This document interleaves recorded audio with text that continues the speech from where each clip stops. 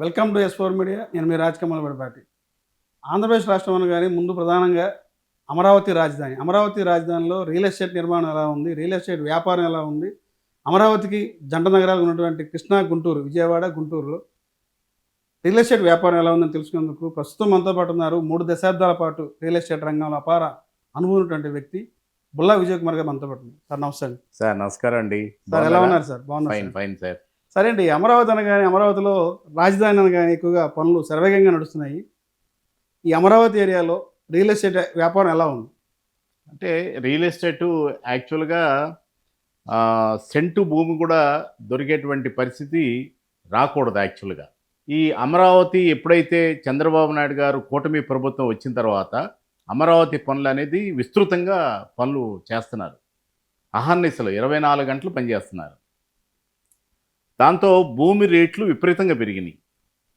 యాక్చువల్గా ఒరిజినల్గా ప్రజలకి అందాల్సినటువంటి ఒక ఎకరం 1.5 ఉందనుకోండి, దాంట్లో 5 మీడియేటర్స్ చేతులు పెడతారు. చంద్రబాబు నాయుడు గారు వచ్చినటువంటి ప్రతిసారి కూడా ఇదే జరుగుతూ ఉంటుంది. అది గవర్నమెంట్ తప్పు కాదు. గవర్నమెంట్ వచ్చిన తర్వాత రియల్ ఎస్టేట్ వ్యాపారం తెలుగుదేశం ప్రభుత్వం, ఇప్పుడు కూటమి ప్రభుత్వం వచ్చిన తర్వాత రియల్ ఎస్టేట్ వ్యాపారం బాగా పుంజుకోవాలి. ఎందుకు పుంజుకోలేదు అని అనుకుంటే, రైతు దగ్గర నుంచి ఒక వ్యక్తి తీసుకుంటాడు, ఆ వ్యక్తి 10 మంది చేతులు మారుస్తాడు. అంటే ఇతను ఒక 10 లక్షలు పెట్టుకుంటాడు, అతను 10 లక్షలు, అతను 15 లక్షలు, అతను 20 లక్షలు, అలా పెట్టుకొని చేయి మార్చేసరికి ఎకరం ₹1,00,00,000 రైతు దగ్గర నుంచి 3.5 కోట్లు 4 కోట్లకి వెళ్ళిపోతుంది. దానివల్ల కొనుగోలు అమ్మకాలు జరగట్లా. దానివల్ల ఏమవుతుంది, ప్రతి ఒక్కరు రియల్ ఎస్టేట్ బాగాలేదు. కానీ రైతుల దగ్గర నుంచి డైరెక్ట్గా కొనుక్కునేటువంటి వాళ్ళు కానీ, అలాగే రియల్ ఎస్టేట్ వ్యాపారస్తుల దగ్గర CRDA నామ్స్ ప్రకారం, రేరా నామ్స్ ప్రకారం డెవలప్ చేసి పక్కాగా చేసే వాళ్ళ దగ్గర వ్యాపారాలు బాగున్నాయి. రియల్ ఎస్టేట్ వ్యాపారం ఆంధ్రప్రదేశ్లో బ్రహ్మాండంగా ఉంది. అటు నెల్లూరు దగ్గర నుంచి ఇటు శ్రీకాకుళం వరకు కూడా భూమి రేట్లు విపరీతంగా పెరిగినాయి. రియల్ ఎస్టేట్ వ్యాపారం అంటే ఇప్పుడు చెప్పినంత ఇదిగా వ్యాపారం అయితే జరగట్లేదు. అమరావతి ఇప్పుడు ఏదైతే ఉందో ల్యాండ్ పూలింగ్ రెండో విడత భూ సమీకరణ ఏదైతే అనౌన్స్ చేసిన తర్వాత అమాంతంగా పడిపోయింది రియల్ ఎస్టేట్ అని చెప్పంటారు. అంటే నిజంగా చెప్పాలంటే కృష్ణా, గుంటూరు ఏరియాలో ఎలా ఉంది వ్యాపారం? ఇప్పుడు మీకు అమరావతి చుట్టుపక్కల ఎక్కడైనా సరే ఓ 2 కోట్లకి ఒక ఎకరం తీసుకొస్తే, ఓ 2 కోట్లకి ఎకరం తీసుకొస్తే కనీసం ఒక దాదాపుగా 1000 ఎకరాలు కొనేవాళ్ళు ఉన్నారు. లేదు, ఎందుకంటే 3-4 కోట్లు పెరిగిపోయింది. ఎకరం 2 కోట్లు కూడా లేదు, ఎకరం 2 కోట్లకి లేదు ఇవాళ. బెజవాడ చుట్టుపక్కల కాదు కదా, బెజవాడ చుట్టుపక్కల అంటే విపరీతంగా, అమరావతి చుట్టుపక్కల ఇంకా బాగా పెరిగిపోయింది ఇంకా. కానీ ఒరిజినాలిటీ అనేది రావాలి. ఒరిజినాలిటీ ఎక్కడైతే లాస్ట్ టైం 2014-19 కూడా చంద్రబాబు నాయుడు గారు వచ్చినప్పుడు ముస్తాబాద్ దగ్గర 60 లక్షల రూపాయలు ఒరిజినల్గా రైతు దగ్గర ఉన్నటువంటి రేటు, ఎకరం 60 లక్షల రూపాయలు. దాన్ని 5 కోట్లు చేశారు. 5 కోట్లు ఎవ్వరూ అమ్మలేకపోయారు, దాన్ని ఎవ్వరు కూడా అమ్మలేకపోయారు. ఆఖరికి మళ్ళీ జగన్మోహన్ రెడ్డి గారు వచ్చిన తర్వాత ప్రభుత్వం, తెలుగుదేశం ప్రభుత్వం మారిన తర్వాత అది ₹1,00,00,000కి అదే రైతు అమ్ముకున్నాడు. అంటే 5 కోట్లది ఎకరం. అంటే అతనికి అవసరం కాబట్టి మార్కెట్లో పెట్టాడు. దాన్ని చేతులు మార్చుకొని 5 కోట్లు తీసుకెళ్లారు ఈ మీడియేటర్స్ అందరు కూడా కలిపి. సో అందుకని నేను చెప్పేది ఏంటంటే, ఎవరైనా సరే ఇలాగా మీడియేటర్స్ ఎవరైతే ఉన్నారో వాళ్ళందరూ కూడా రేట్లు పెంచడం వల్ల వ్యాపారం అనేది స్ట్రక్ అయిపోతుంది. ఇది ప్రభుత్వం ఏం చేయాలంటే దీన్ని ఇంతని ఫిక్స్ చేయాలి. ఈ ఏరియాలో ఇంతని, ఈ ఏరియాలో ఇంత ఉంది, ఈ ఏరియాలో ఇంతే ఫిక్స్ చేయాలి. ఫిక్స్ చేస్తే బాగుంటుందని నా ఆలోచన. సార్, ఇప్పుడు గవర్నమెంట్ మారినప్పుడల్లా, చంద్రబాబు గారు ప్రభుత్వం వచ్చినప్పుడల్లా రియల్ ఎస్టేట్ భూమి పెరిగిపోతుందని చెప్పి, అమాంతంగా పెరిగిపోతుంది అనేది ఒక ప్రజెంట్ టాక్. అది అవును. గతంలో 14-19 కూడా అమరావతి రాజధాని అమరావతిలో ప్రకటించక ముందు ఫస్ట్ నూజిడు అన్నారు, తర్వాత ఒంగోలు అన్నారు. నూజిడు అన్నప్పుడు చాలామంది ఆ చుట్టుపక్కల భూములు కొనుగోలు చేశారు. ఎందుకంటే మామూలుగా 20 లక్షలు, 10 లక్షలు, 5 లక్షలు ఉన్న భూములు కూడా అమాంతంగా కోట్ల రూపాయలకు వెళ్ళింది. తర్వాత మళ్ళీ అమరావతిలోకి మార్చారు. ఆ టైంలో చాలామంది లాస్ అవ్వడం జరిగింది. ఇదే పరిస్థితిలో ఇప్పుడు అమరావతిలో అమరావతి ల్యాండ్ పూలింగ్ జరుగుతుంది, రెండో విడత జరుగుతుంది. ఫస్ట్ ఫేజ్లో తీసుకున్న భూములకి ఇంతవరకు రైతులు కొంతమందికి భూములు ఇంకా ట్రిపుల్ ప్లాట్లు ఇంకా ఇవ్వలేదు. ఆ ఏరియాలో ఎలా ఉంది భూముల రేట్లు ఎలా ఉంది? ఇప్పుడు రెండో విడత ల్యాండ్ పూలింగ్ అనౌన్స్ చేసినటువంటి ప్రాంతాలు ఎలా ఉంది? ఇప్పుడు మీరు రాజధానిలో పూలింగ్ తీసుకున్నటువంటిది అంటే రెసిడెన్షియల్ ల్యాండ్గా ఒక 1000 గజాలు, కమర్షియల్గా 250 గజాలు ఇస్తానని చెప్పి అప్పట్లో పోలింగ్లో అగ్రిమెంట్ అది. అగ్రిమెంట్ తీసుకున్నారు. దాన్ని మీరు తెలుగుదేశం ప్రభుత్వం ఉన్నంత కాలం బాగా రేట్లు పెరిగినాయి.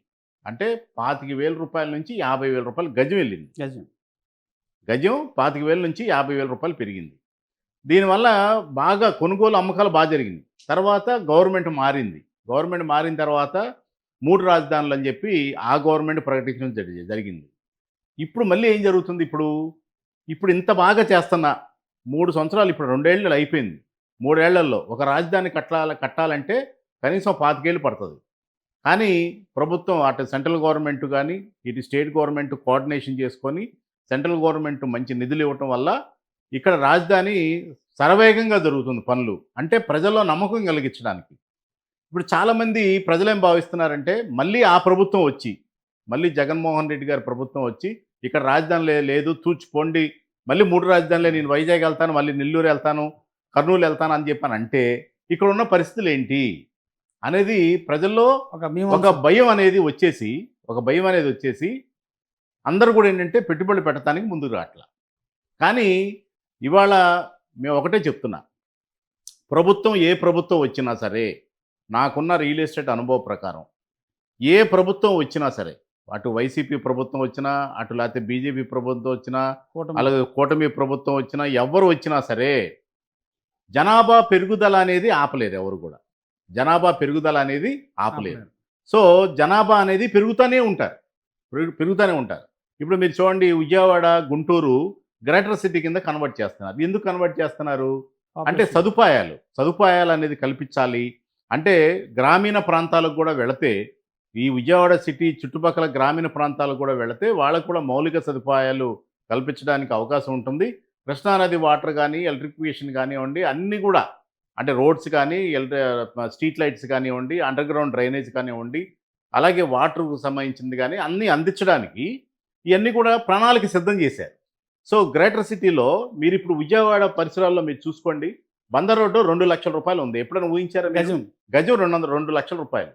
అలాగే మీరు అంటే దగ్గరగా ఉండేటువంటిది అంటే ఈ వీడియో చూస్తున్నటువంటి వాళ్ళకి తెలుసుద్దో లేదో నాకైతే తెలియదు, కానీ భవానీపురం హైదరాబాద్ రోడ్డు, అలాగే ఆగిరిపల్లి వెళ్ళే రోడ్లో ఉన్నటువంటి సింగనారు నున్న ప్రాంతం కానివ్వండి, అలాగే మనం ఇవే చూసుకుందాం. గన్నవరం వైపు చూసుకున్నా సరే, ఎక్కడైనా సరే ఇవాళ 40,000 రూపాయల నుంచి 50,000 రూపాయలు గజం టచ్ అయింది. గజం ఇంకా వ్యాపారం లేదని ఎక్కడ అంటారు మీరు? ఇప్పుడు ఇక్కడ మాకు పక్కనే ఉంది కేదరాస్పేట అని చెప్పేసి ఉంది. గజం 80,000 రూపాయలు అంట. గజం 80,000 రూపాయలు కేదరాస్పేటలో. గవర్నమెంట్ చేంజ్ అయిన తర్వాత అంటే అమ్మకాలు కొనటాలు జరగట్లేదని మీరు అన్నారు కదా, మరి ఇంత రేట్ ఎందుకు వెళ్తుంది? అంటే ఎక్కువ మంది వస్తుంటేనే కదా రేట్ అనేది పెరుగుతూ ఉంటుంది. ఎవరు రాలేదనుకోండి, ఏమంటే ఇదిగో ఇంత తీసుకోండి అని అంటారా లేదా? సో ఎక్కువ మంది వస్తున్నారు కాబట్టి, కొనటానికి ఎక్కువ మంది వస్తున్నారు కాబట్టి ఇవాళ కేదరాస్పేట కానీ, భవానీపురం కానీ, సింగనగర్ కానివ్వండి. సింగనగర్ మొన్న వరదలు వచ్చి నిండిపోయింది. మరి అలాంటిది సింగనగర్లో విపరీతంగా కొంటున్నారు.